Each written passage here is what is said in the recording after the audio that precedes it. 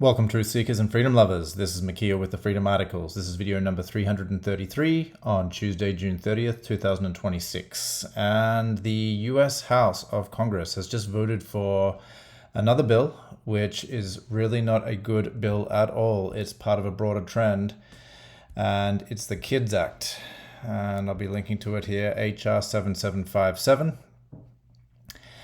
And so basically what this means is that this whole agenda of age verification, which is part of a broader agenda of digital ID and biometrics, is now getting its foot in the door in the US, as already has its foot in the door in Australia and the UK and other countries. And it's basically another stepping stone towards a worldwide system of digital ID, smart cities, technocracy.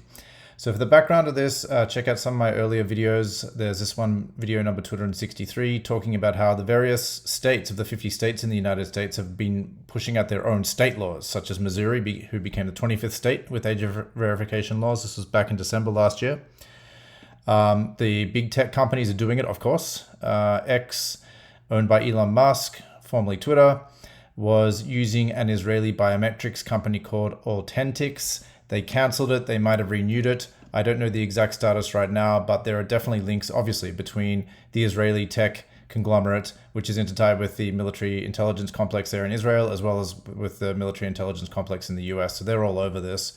I did another video talking about how this has been rolled out all over. Even small countries like Kuwait was trying to do this in October of 2024, was trying to freeze the bank accounts of those without biometrics. That's how much they're pushing it forward there. And of course, Israel was using the whole biometric agenda to entice Palestinians to come forward to get food, and it was becoming a death trap. So they're just some of the ways that this agenda has been showing up in the news in the last few years. But this link here shows HR 7757, the KIDS Act. It has passed the lower house, and now it goes up to the Senate. So it may not become law yet, but certainly bad signs. All right, so what is this act? What does it contain? Well, let's take a look at a couple of analyses or reports. This one is from Politico. Kids Safety Package wins House approval. And it talks about how the vote was pretty large. It was 267 to 117, which is going to pass the legislation under a fast track procedure. So it's going to the Senate. So basically, the issue with this law, like a lot of them, is that there is vague language in it. So some of the issues in it are how to verify a user's age online, First Amendment concerns, and a critical provision called the duty of care, which compels online companies to design social media platforms with children's safety in mind. And the vagueness, of course, can work in favor of the New World Order controllers, because then the tech companies get really scared and they're like, well, we have to basically go over the top and know everything about the people using our platform, because we don't want to get sued or fined or whatever otherwise. So this talks a little bit about the shortcomings of the bill from like a mainstream perspective. But from a more alternative perspective, I would recommend this article here on reclaimthenet.org. The House just voted for KOSA, a privacy and free speech disaster. And this is basically talking about how this new act, the KIDS Act, stitches together a dozen separate bills, such as KOSA, the Screen Act, the SafeBots Act, COPPA 2.0, Spy Kids Act, putting them all together under one big bill. And so what's this dives into more of the issues, though, especially when it comes up to the like accountability thing. So let's just read a little bit from this article. Accountability, the accountability positioning hides the actual design. The bill defines know and knows to mean to know or should have known.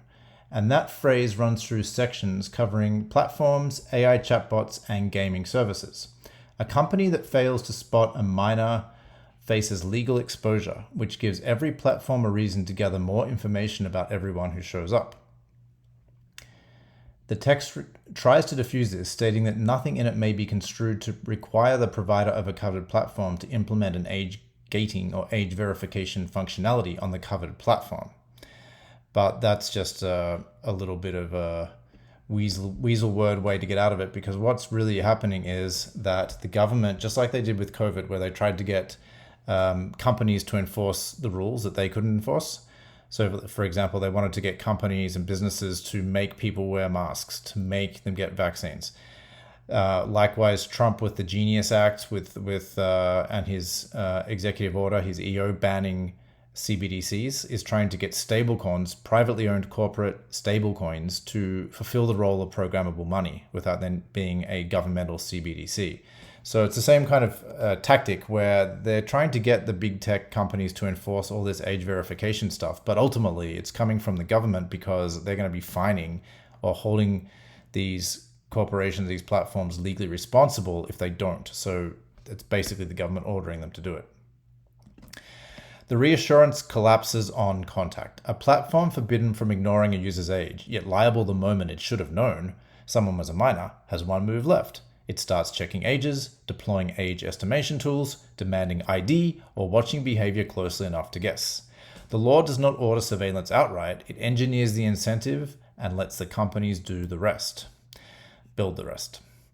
That is a First Amendment problem dressed as a child safety provision. Verifying age means verifying identity, and identity checks sit between a person and ordinary protected activity, whether that is reading, watching, posting, or speaking. Adult websites would face explicit age verification requirements under the package, which functionally means every visitor proves who they are before viewing lawful content.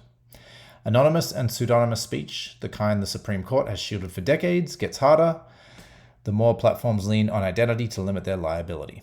The bill tightens how data brokers handle children's information and updates the Children's Online Privacy Protection Act, that's COPPA, to widen its reach. So it's part of the overall agenda. And if we look at the trends of all of this, let's take the UK, for example. So the UK already had a lot of this going on. If we even go back 9 years, we had the Digital Economy Act in 2017. Then we had the Online Safety Act of 2023.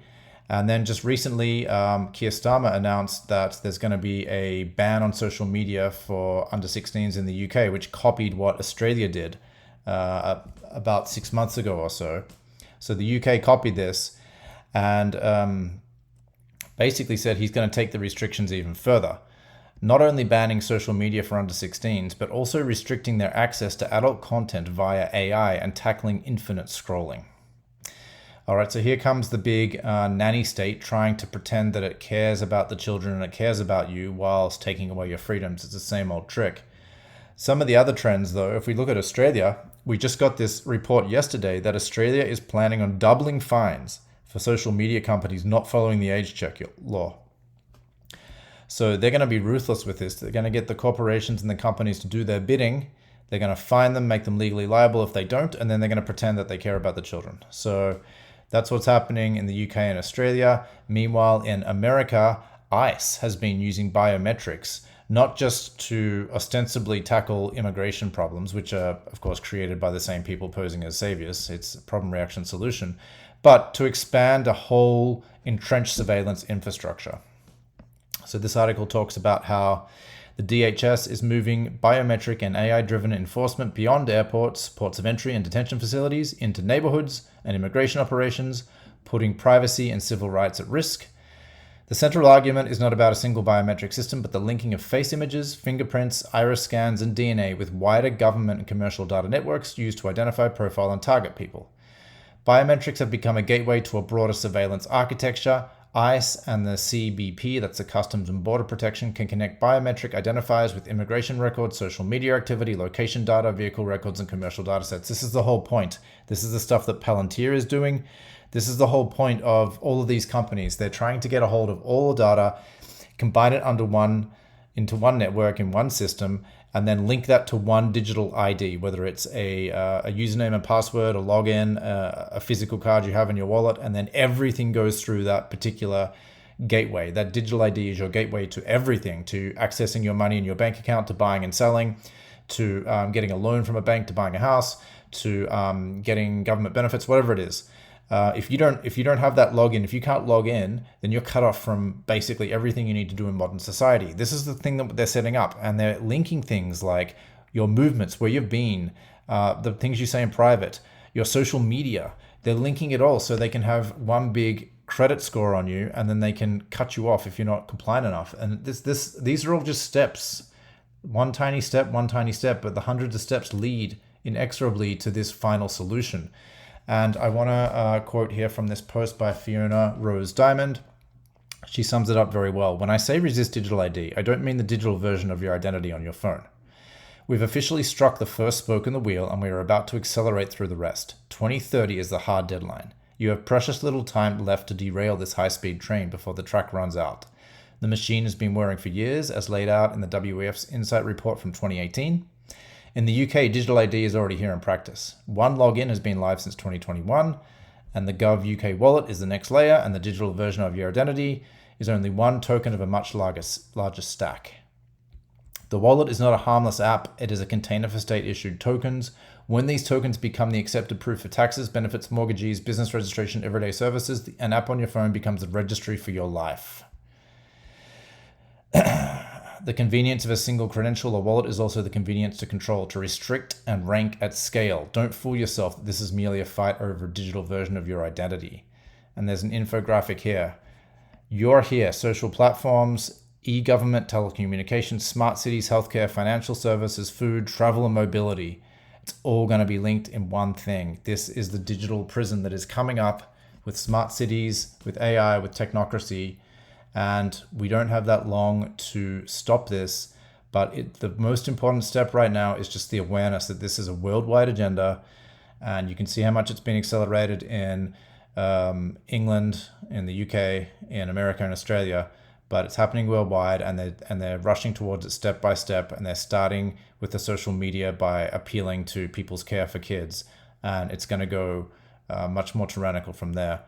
So spread the word, get this information out to anyone who's open to it. If enough people resist and refuse to comply and refuse to go along with this system, they won't be able to implement it.